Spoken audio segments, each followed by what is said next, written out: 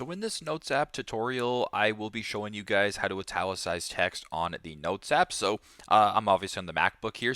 Once you guys have the Notes app opened up, if you just were to type in the word italic right there, as you can tell, it's normal. If you want to italicize it, it's super simple. Highlight what you want to italicize. Go to this top bar where it's capital A, lowercase a. Select this option right here where there's the I that is slanted, and it'll italicize text like that.